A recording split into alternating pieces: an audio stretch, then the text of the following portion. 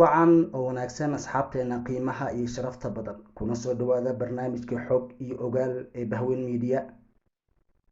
Barnaamijka xog iyo ogaal alaaba ka baahino Bahweyn Media waxaan kusoo qaadanaa hadba siyaasadda ama arrimaha markaasi taagan.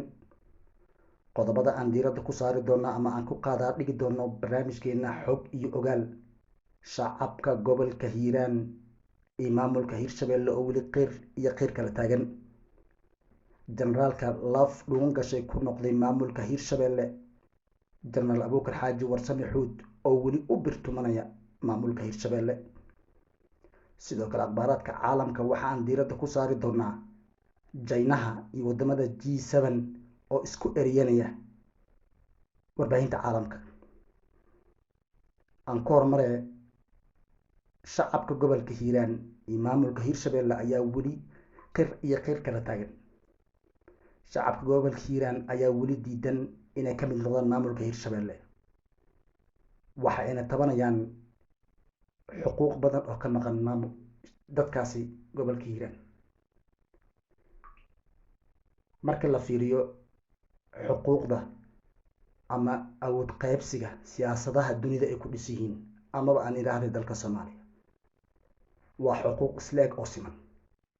madaxweynihii ka horreeyay wuxuu kasoo jeeday maamulka gobolka Hiiraan gaar ahaan reer Hiiraan.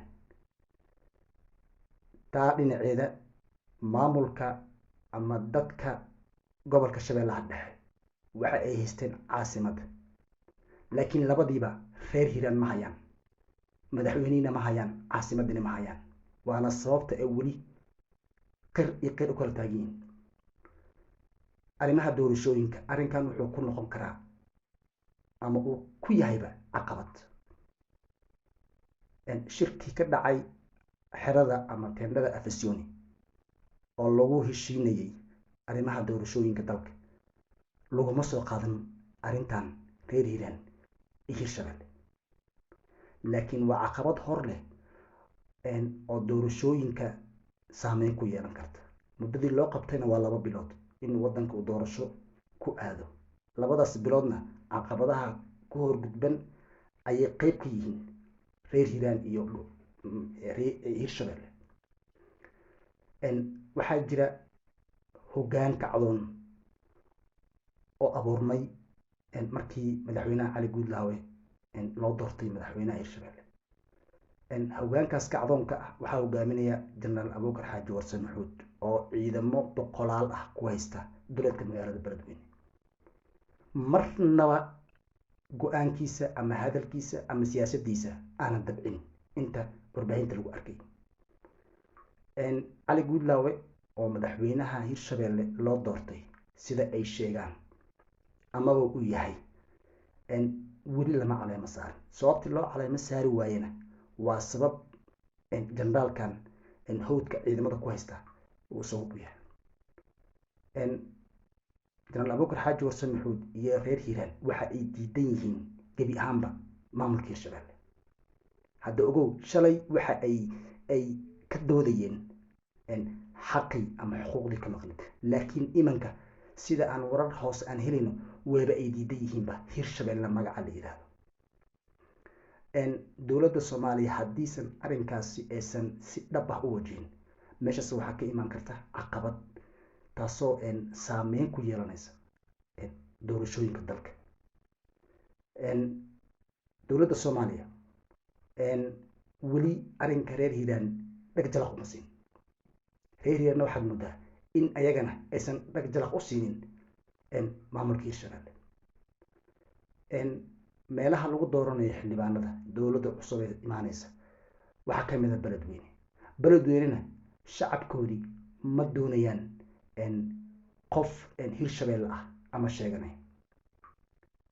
arrintaasi waxa la leeyahay waxay dhabar jab ku noqon kartaa ama ay dib u dhigi kartaa arrimaha doorashooyinka dalka.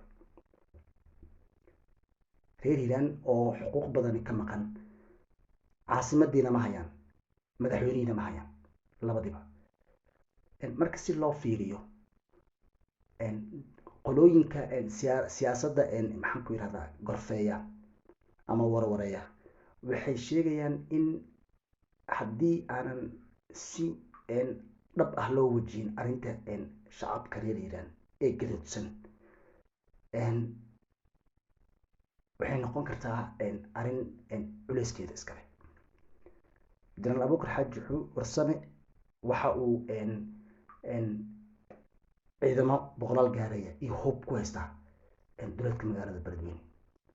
haddii aanan si dhaba loo wajihin ama la qancinin shacabka gobolka hiiraan waxaa la filayaa in ay caqabad weyn ku noqoto arrimaha doorashooyinka. hagaag aan intaas uga baxo arrinta hiiraan iyo hiirshabeelle, aan usoo laabto akhbaaraadka caalamka. akhbaaraadka caalamkana chinaha iyo wadamada G7 ayaa waxaa u bilowday hardan cusub.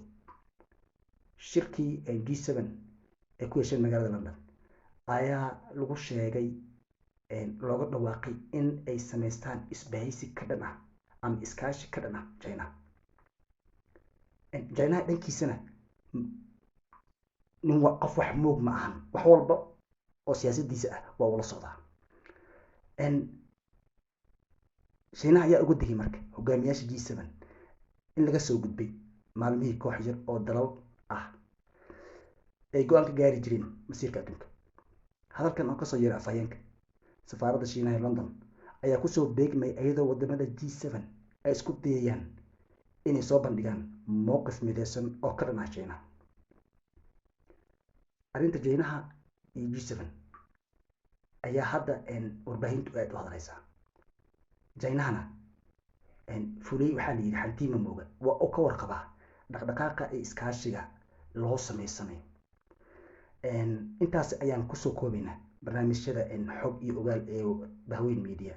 wixii fikir ah iyo wixii tusaalooyin ah waxaad xaq u leedihiin in aad qaybta hoose ee muuqaalka aad inoogu reebtaan. inta aan barnaamij mid lamid ah aan ku kulmi doono waxaan idinkaga tegaynaa sidaas iyo nabadiino.